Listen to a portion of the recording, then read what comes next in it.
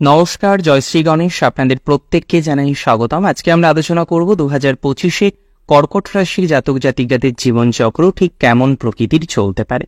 প্রথমেই আপনাদের জানাই, আগামী বছর তুলনামূলকভাবে আপনাদের জন্য অনেকটাই ধনাত্মক হতে চলেছে, এবং এই যে ধনাত্মক হতে চলেছে এটি কিন্তু বিশেষ কিছু কারণের জন্য। আমরা অবশ্যই সমস্ত কারণগুলো আলোচনা করব, ফলাফলগুলো আলোচনা করব, বর্তমান পরিস্থিতিতে আপনি ঠিক কেমন আছেন, কতটা ভালো আছেন আর কতটা ভালো থাকবেন, সমস্ত বিষয়ে আজকের এই ভিডিওর মাধ্যমে আমরা চর্চা করার চেষ্টা করব বা আলোচনা করার চেষ্টা করব। প্রথমেই আপনাদের জানাই, আগামী বছর আপনাদের জন্য তুলনামূলকভাবে শুভ। আমরা বেশ কিছু ক্ষেত্রেই শুভত্ব বৃদ্ধির সংযোগ লক্ষ্য করতে পারছি।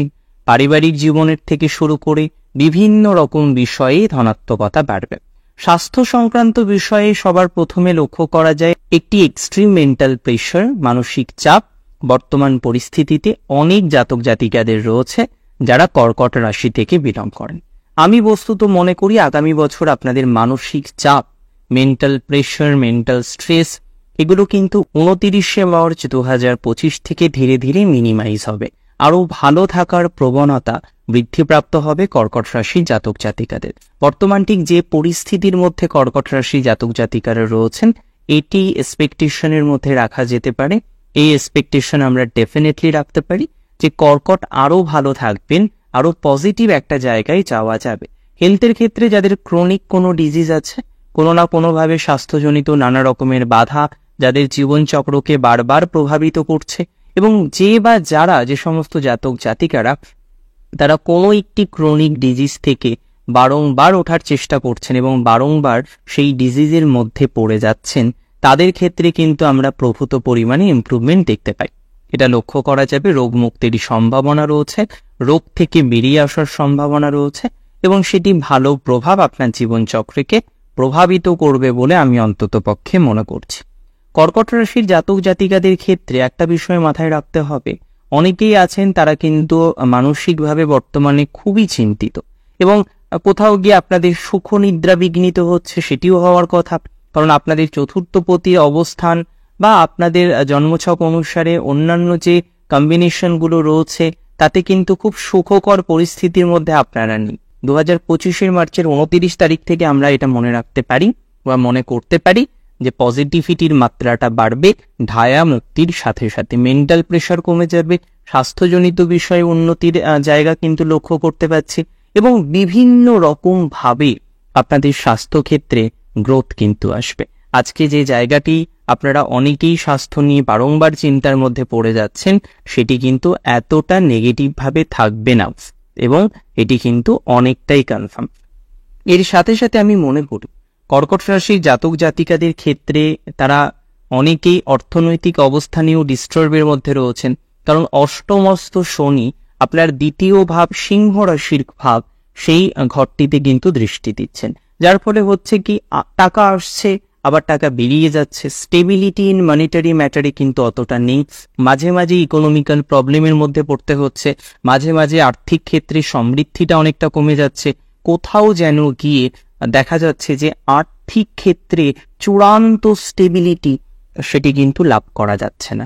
আমি মনে করি যারা আর্থিক ক্ষেত্রে একটু সাউন্ড হতে চাইছেন, একটু বেটার একটা আর্থিক জীবন যারা এক্সপেক্ট করেন, তাদের ক্ষেত্রে কিন্তু 2025-এ এই আশাটিও ফুলফিলমেন্ট হবে, সম্ভাবনা কিন্তু প্রবল পরিমাণে দেখতে পাচ্ছি। দেখুন, একটা কথা মাথায় রাখতে হবে, এক্সপেকটেশন আমরা প্রত্যেকেই রাখি, প্রত্যেকটা ইভেন্টেই রাখি, কিন্তু কতটা ইভেন্টটা ফুলফিলমেন্ট হতে পারে অবশ্যই আমাদের কর্ম এবং তার সাথে সাথে ভাগ্যের উপরেও ডিপেন্ড করে। দেখা যাবে সেকেন্ড হাউসে স্যাটার্নের অ্যাসপেক্ট বিভিন্ন ক্ষেত্রে জটিলতার জায়গায় এনেছে, যদিও আমরা আগামী দিন যথেষ্ট ইমপ্রুভিং করতে পারবো বলে মনে করতে পারছি। এডুকেশনের ক্ষেত্রেও 14 মে থেকে কর্কটের জন্য অনেকটা বেটার হতে চলেছে। বর্তমানে অনেক কর্কট রাশির জাতক জাতিকারা রয়েছেন, তারা কিন্তু এডুকেশনাল প্রবলেমের মধ্যেও আছেন।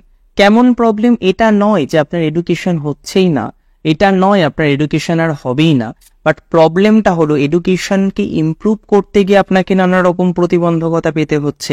যখনই আপনি চাইছেন যে গতানুগতিক জায়গা থেকে বেরিয়ে বেটার একটা জায়গায় আপনি প্রবেশ করবেন, তখনই কি নানা রকম ইস্যুসগুলো আপনাদের আসছেন। That is very practical.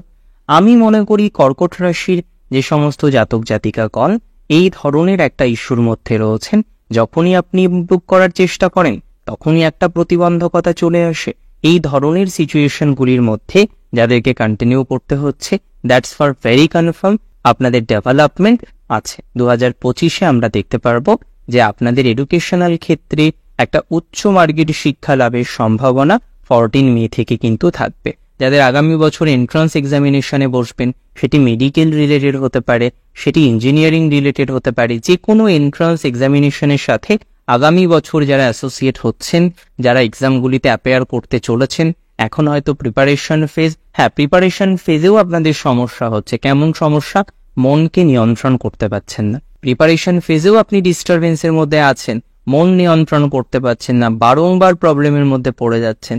দেখুন, আমি একটা কথা বিশ্বাস করি, আমি একটা কথা মনে করি যে কর্কটের আগামী বছর এই যে মন নিয়ন্ত্রণ করতে পারছেন না, সমগোত্রীয় নানা রকমের প্রতিবন্ধকতাগুলো আপনাদের জীবনচক্রে আসছে, জীবন স্রোতে এসে আপনাদের ধাক্কা দিচ্ছে, এই নিয়ন্ত্রণ কিন্তু হয়ে যাবে। মার্চ মাসের থেকেই ধীরে ধীরে দেখবেন পজিটিভিটি বাড়ছে, মনকে নিয়ন্ত্রণ করতে পারছেন, নানাবিধ নতুন পরিকল্পনা করতে পারছেন, এবং ফাইনালি 2025-এর 14 মে থেকে যখন জুপিটারের অ্যাসপেক্ট আপনার রাশি সাপেক্ষে চতুর্থে থাকবে, বিদ্যাক্ষেত্র কিন্তু উন্নততর হবে। বিদ্যাক্ষেত্র থেকে আরো পজিটিভ কিছু ভাইবস আমরা এক্সপেক্ট করতে পারবো, আরো বেশি এডুকেশনাল গ্রোথ, এডুকেশনাল ডেভেলপমেন্ট, এই জায়গাগুলো আপনাদের জীবনচক্রে আসবে।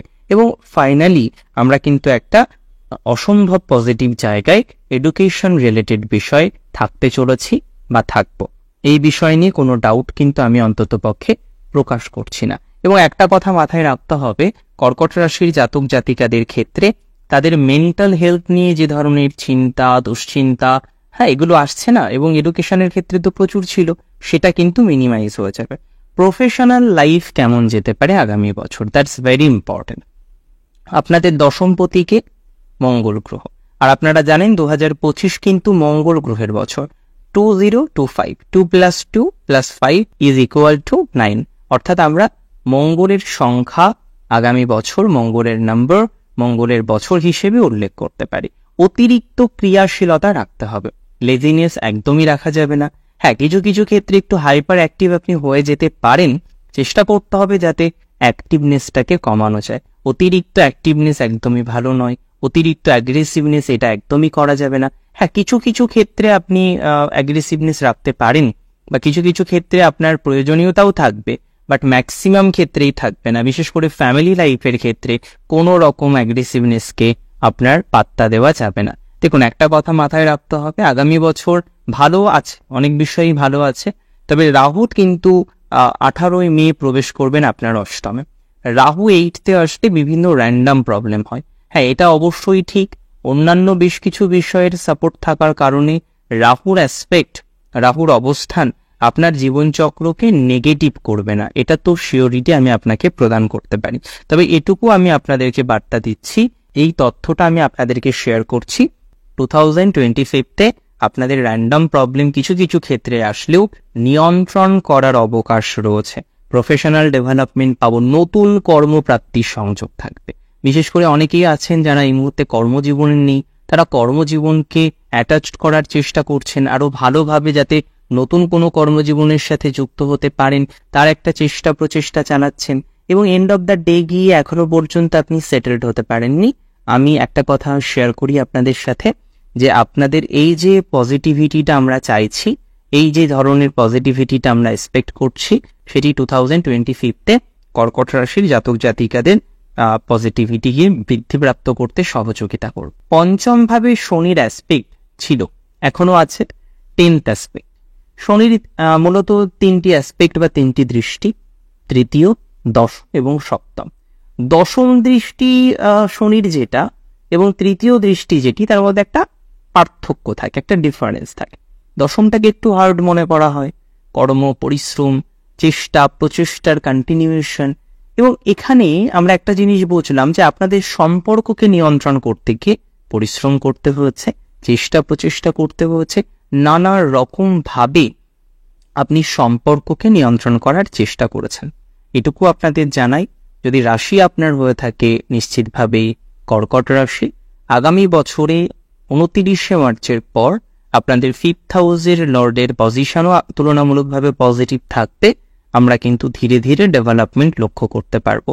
অ্যাটলিস্ট জুনের প্রথম সপ্তাহ থেকে, যখন থেকে দ্বিতীয় প্রবেশ করবে আপনার পঞ্চমপতি এবং অবশ্যই দশমপতি, এবং আমরা দেখতে পারবো মার্চ মাসের পর থেকেই আপনার ধীরে ধীরে সম্পর্কের জায়গায় ভুল বোঝাবুঝির মাত্রাটা কমে যাবে।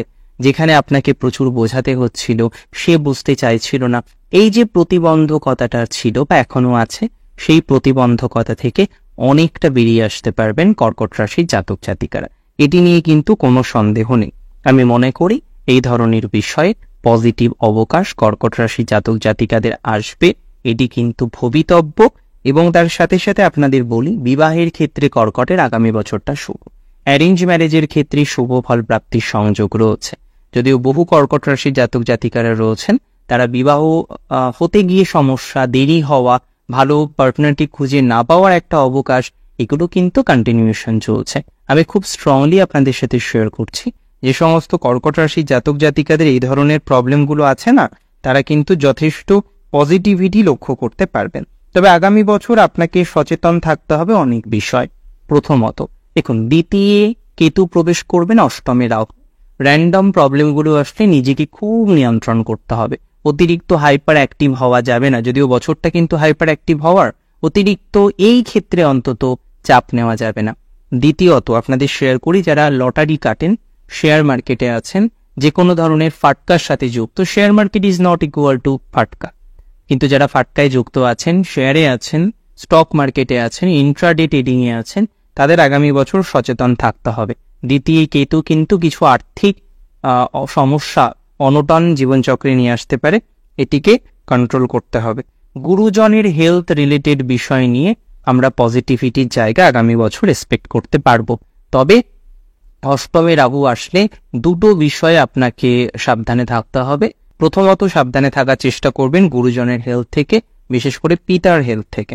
তর্ক, অতিরিক্ত অযথা তর্ক করা, অতিরিক্ত সেন্সিটিভ হয়ে যাওয়া, মনোকষ্ট হওয়া, যেখানে হয়তো দরকার নেই উলুবনে মুক্ত ছড়ানো, সেই জায়গাগুলোকে নিয়ন্ত্রণ করতে হবে। দেখুন, আজকের অনুষ্ঠান এই পর্যন্তই ছিল।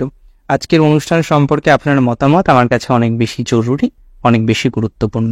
আমি আশা রাখি আপনাদের ডেভেলপমেন্ট হবে, ধীরে ধীরে আরো বেশি পজিটিভিটি আসবে, 2025কে আরো ভালো রাখতে পারবেন। অনেক ভালো থাকুন আপনারা, সুস্থ থাকুন। আবার দেখা হবে অন্য কোনো ভিডিওয়।